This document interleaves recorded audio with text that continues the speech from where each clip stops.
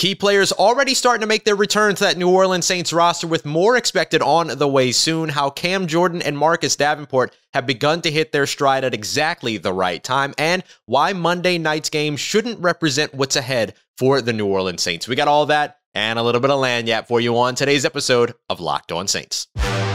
You are Locked On Saints, your daily New Orleans Saints podcast. Part of the Locked On Podcast Network, your team every day.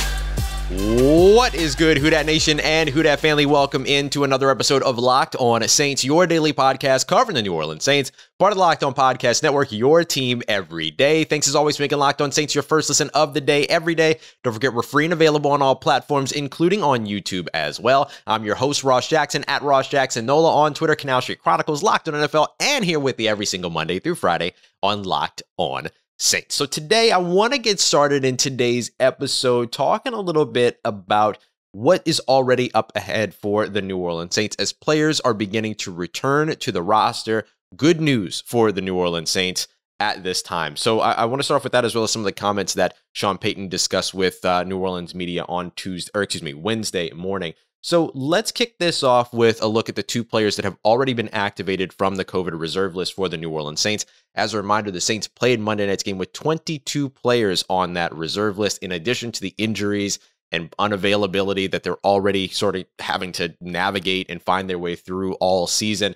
But they had 22 players, 4 coaches. So far, we've heard that Malcolm Jenkins, starting safety, as well as Juwan Johnson, not a starting tight end, but a big piece of what the New Orleans Saints are able to do in the passing game, which isn't much, but Juwan Johnson's been a bit of a bright spot when he's been targeted. They have both returned to the Saints facility. They are now activated off of that COVID reserve list. Now, Sean Payton spoke with media Wednesday morning, and he mentioned that there would be no practice on Wednesday today, which is typical for the New Orleans Saints. When they play a Monday night game, they usually get to practice on Thursday.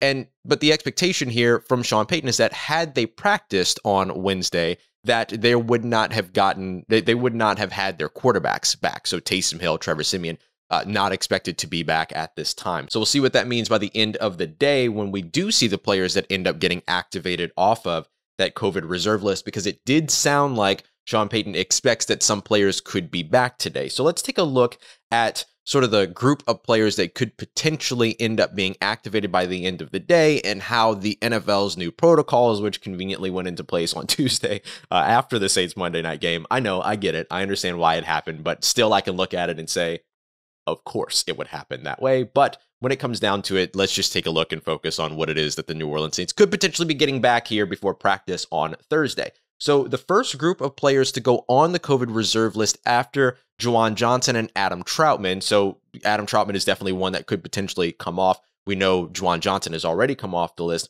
Were both of the quarterbacks, as well as Malcolm Jenkins. Doesn't sound like there's an expectation that the quarterbacks were going to be activated or would have been activated in time for today's practice had they had it, but could potentially be activated at the end of the day for tomorrow's practice. So keep an eye out on the quarterbacks. Jalen Holmes, the defensive end for the New Orleans Saints out of Ohio State. He has been somebody that has been rotating in over at that very thin defensive line that the Saints have had to continue to navigate throughout the season so far. Linebacker Caden Ellis, who has been a core special teamer for them. Offensive tackle Jordan Mills, who has gotten probably more snaps than expected this season because of the injuries that both Teron Armstead and Ryan Ramczyk have been navigating so far this season. Safety Jeff Heath, who has also been a core special teamer. Defensive tackle Christian Ringo, who has been a key piece of their rotation on the defensive line, particularly within the interior. And offensive lineman James Carpenter, who oftentimes has served as the 6th offensive lineman, with Calvin Throckmorton now sort of permanently engaged in that left guard position in place of Andrus Peat, who's out for the year, and then James Hurst right now playing sort of those sub positions over at left tackle and right tackle. Usually James Hurst would be that guy, but he's been a little occupied over the course of the past few weeks. So those are the players that went on the earliest. Now, it doesn't mean that those are the players that are the only ones that could potentially come off the list. We could see maybe some of the later names that went on the list come off as well, because the NFL has changed the way that they're looking at these COVID protocols and what the requirements are for a positive test and a quarantine following a positive test. So according to the sort of adopting the new CDC guidelines here, what that means is that 5-day quarantine is all that is required for players that are, regardless of vaccination status, are asymptomatic, are showing no symptoms. So that becomes the key now to, how quickly a player can come back. It used to be 10 days. Now they've cut it in half. It's only 5 days. And so if they do have symptoms, however, then a player can come back 24 hours after their fever is gone without the use of any type of fever-reducing medication, or as long as their symptoms have sort of either, the way that they phrase this, resolved or improved, whatever that means. So that seems a little like relative, I guess is maybe the best word to say. I don't know there. But anyway, once those have either resolved or improved, then a player could also return. So they, of course, all have to be cleared by a team as well as league official or a doctor. And then they have to, of course, meet all local requirements. Some states have certain requirements. Think about Kyrie Irving, New York with the Nets, stuff like that. So the New Orleans Saints still expecting to get some players back, but we'll see. We can't guarantee that every player of the 22 that has gone on the list was asymptomatic, so it doesn't necessarily mean that they could all come back within 5 days, but all of them are now subject to the new guidelines, including the 4 coaches that were also added to the list. So Saints could be getting those players back sooner rather than later. So that's the update on everything going on around the Saints when it comes to their health and safety protocols and potential availability. The Saints will be back at practice on Thursday, and one of the big things we're going to be keeping an eye out on for the rest of the season is going to be the health of that defensive line, because right now Marcus Davenport and Cam Jordan are producing at a clip that we haven't seen from them at the same time since Marcus Davenport has been in New Orleans, and they are catching their stride at exactly the right time. We're going to talk about how we can see that. We're going to talk about why it's important as we continue on with today's episode of Locked On Saints. But before we get to that, look, I can't credit Cam Jordan and Marcus Davenport's big sort of rise here over the course of the past few weeks to protein bars, but if I was going to, it would be because of Built Bars. There's absolutely no doubt about that, because Built Bars give you everything that you need and the best of both worlds. Not only are they good for you, but they're also good tasting. They're absolutely delicious, and they're packed with protein, 17, 18 grams of protein, but only 4, 5, 6 grams of sugar as well. So they are low in sugar, low in carbs, high in fiber, high in protein, the things that you need to get through your day, and high in deliciousness as well. I haven't used the word deliciousness in a long time. So the deliciosity of these protein bars is absolutely unmatched across all other protein bars that are out there. We're talking about flavors like cookies and cream, salted caramel, mint brownie, peanut butter brownie, all covered in 100% chocolate. But remember, single-digit grams of sugar in these bad boys. So go and check them out for yourself. If you don't believe me, you got to try them. Go to Built.com. Use the promo code LOCKED15, LOCKED15, get 15% off of your order there. That's 15% off with the promo code LOCKED15 over at Built.com. The best tasting protein bar on the market. Mark my words. Go and check them out. Built.com. All right, family, continuing on with today's episode of Locked On Saints. Thanks as always for making the show your first listen of the day. Don't forget to go and check out the Ultimate College Football Playoff Preview 2021. Just search Ultimate College Football Playoff Preview in your favorite podcast provider. You're going to get everything that you need from our local experts to betting advice to draft analysis from the most exciting time of the year in college football, these college football playoffs, as well as a couple of those New Year's 6 games that you're going to be invested in as well. So go and check it out wherever you get your podcast, premiering now. New episodes every day, all throughout the beginning of next week. So go and check it out. All right, so let's jump into this next piece of our conversation here. The New Orleans Saints have been bolstered big time when it comes to their defense because of the pass rush. And Marcus Davenport and Cam Jordan are rightfully leading the charge, and they're hitting their stride at exactly the right time. Back in week 2, right? We're going to go back to the first Carolina Panthers game. There was no Marcus Davenport in that game. Cam Jordan's start to the season was a little slow. And we want to look at the Carolina Panthers game because we have a Carolina Panthers game coming up that we're going to be talking about here throughout the rest of the week. Tomorrow we'll be joined by Julian Council of Locked On Panthers for our crossover Thursday there. But I want to note here that in week 2, up against Sam Darnold, now we know that we're going to see potentially up to 3 quarterbacks up against Carolina at this point because they have no idea what they're doing over there. But when it comes down to it, we saw Sam Darnold last time, so that's what we're going to talk about here. So when you saw Sam Darnold under pressure last game, it wasn't great for him, right? He was 2 of 5 under pressure with 1 interception. But the deal is that he was only under pressure for 8 dropbacks, 9 total pressures generated by the New Orleans Saints in that game. So not great for the New Orleans Saints there. Now, we have seen this pass rush really have a bit of a resurgence, or maybe an arrival, I think would be more likely or more appropriate to say, over the course of the past few weeks, up against the New York Jets, Zach Wilson under pressure for 13 dropbacks, 19 of which were totally generated by the defensive line or by the New Orleans Saints defense. On those snaps, when he threw the ball 9 times, completed only 1 pass, and was also sacked 3 times. So they put a lot of punishment there on the young rookie, Zach Wilson. Did the same thing to the old vet in Tom Brady, week 15. Under pressure for 15 dropbacks, 19 pressures generated by that Saints defensive line. Tom Brady, 4 of 10 under pressure with an interception, sacked 4 times. Last week, or this week, on Monday, up against the Miami Dolphins, the Tua Tagovailoa only pressured on 9 dropbacks in this one, so just 1 more than Sam Darnold back in week 2. My count says 10 from watching the film. I have 10 because I have that the interception was also with him under pressure. He had defensive ends coming at him from either side. He was actually hit on that play or touched on that play by one of those defensive linemen. He stepped up and then was able to throw the ball cleanly, but he was under pressure because he was concerned about those players coming up behind him. That's why he sailed it over the top, get the overthrow, and then, of course, Marshawn Lattimore able to get the interception there. Pro Football Focus does not have that interception credited as him being under pressure. I do. So for me, it is 10 total dropbacks that he was under pressure, 13 pressures generated in total, and Tua on those 10 dropbacks was 4 of 7 with an interception by my count in that. So the big thing to look at, though, is the number of dropbacks that these guys were under pressure. You're talking about 13 for Zach Wilson, 15 for Tom Brady, but only 9 for Tua, only 8 for Sam Darnold. But here's the other piece to all of this is that that's the volume, but what's the efficiency? What's sort of the percentage here? What's the average in terms of the amount of times that they were under pressure? That ends up being the big difference between what we saw with Darnold and Tua in weeks 16 and week 2. Sam Darnold in week 2 was pressured only 19.5% of his dropbacks, Tua 31% of his dropbacks. So that ends up being a huge chunk of time that Tua spent under pressure. That's what the New Orleans Saints are going to need to do, not just up against the Carolina Panthers this weekend, but all throughout the rest of the season. Carolina, Atlanta, if they make it into the playoffs, they'll have to be able to be productive there. And all signs point to the ability to be able to be exactly as such. If we look at Marcus Davenport, 5 of the last 6 games, he's registered a sack. He's had 4 pressures in each of his last 4 games, or at least 4 pressures in each of his last 4 games. And he was out versus Carolina back in week 2. You remember he got injured during the week 1 win up against the Green Bay Packers. Cam Jordan, who now sits at 102.5 career sacks so far over his illustrious career, 2 sacks and 4 pressures in each of the last 2 games. He actually only exceeded 4 pressures twice this season before week 15. Those were in week 1.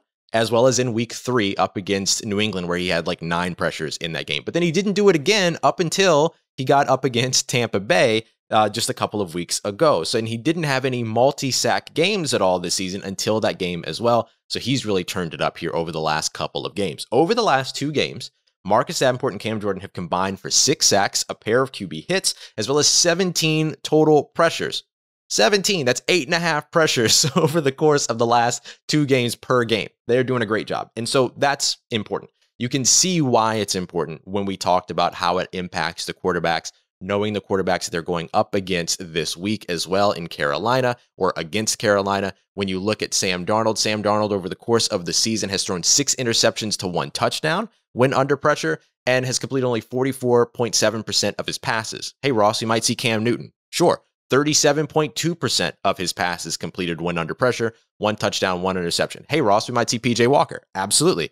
33.3% of his passes completed when under pressure, 0 touchdowns and 3 interceptions. So pressure, very important this weekend against Carolina. One last thing that I want to just make sure that I note here is the grading for these players. Marcus Davenport right now, a top 3 graded edge rusher according to Pro Football Focus over the course of the entire season. Over the course of the last 2 weeks, both Marcus Davenport and Cam Jordan are top 12, with Marcus Davenport still being top 3. David Onyemata, though, should not be forgotten in the midst of this equation. We're talking about the edge rushers, but David Onyemata, 14 pressures over the last 5 weeks. Only 1 sack, though, so you'd like to see that production come up for sure. But hey, if you're getting pressure on the interior, we know how that impacts players. That includes 7 pressures in the game in Tampa Bay, the big win there. It was a shutout. I don't know if y'all remember that, but that was the only game also in which he played more than 30 pass rushing snaps with a total of 43 in that game. So you can see the big swing here in terms of how the Saints have been able to produce in pass rush, and it's incredibly important to their success when it comes to how they impact quarterbacks. We're not done talking about this topic.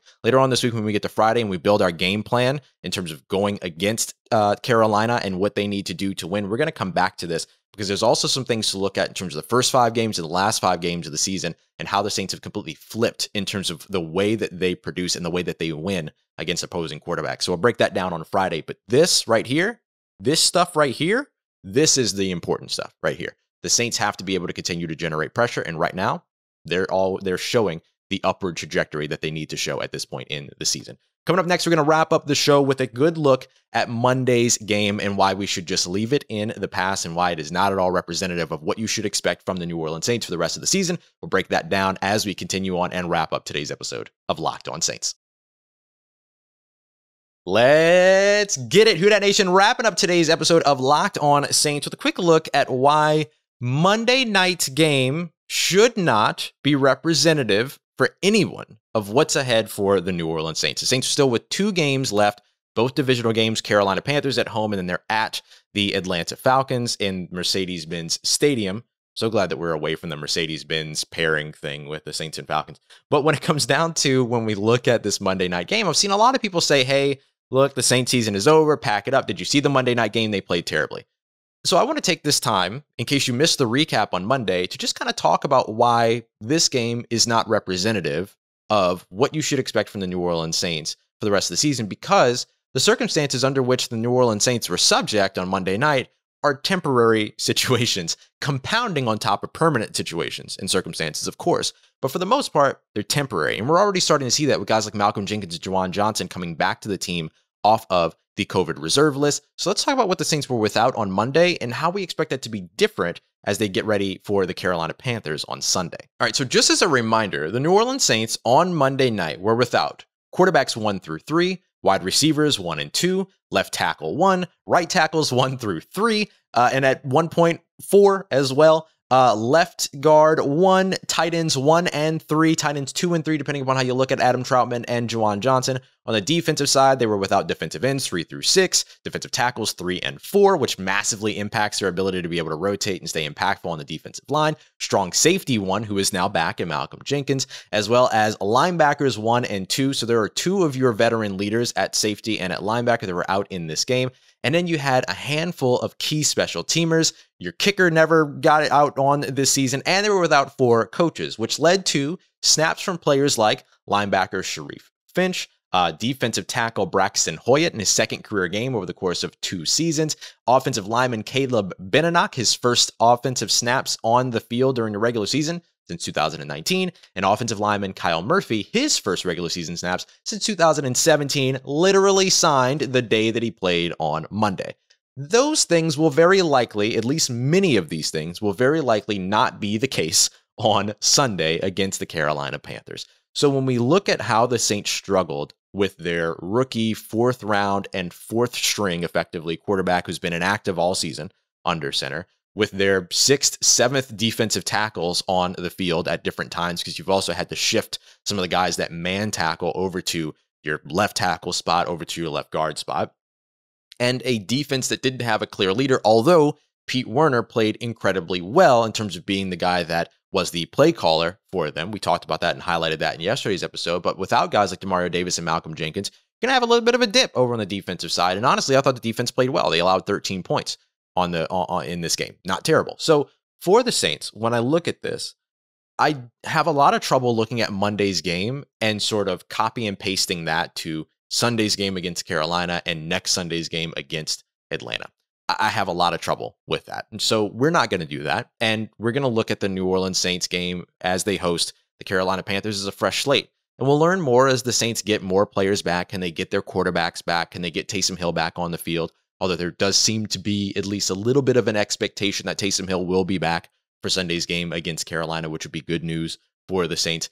You know, if you can get your offensive line healthy, Teron Armstead, boy, that was a struggle. Teron Armstead was, game time decision, very close to being back in this game against Miami, but wasn't able to get back out onto the field. It was a game day, game time decision. So hopefully that gives you hope that he'll be able to be back for Sunday. We'll see what's going on with Ryan Ramczyk. I have not been concerned about an offensive lineman the way that I am concerned about Ryan Ramczyk at this point. Like, the fact that he has not been put on injured reserve but can't get his way back out onto the field and then ends up on the COVID reserve list. There's just a lot going on with that whole situation. So hopefully we'll get a positive update around Ryan Ramczyk for the first time since like mid-season, which would be great.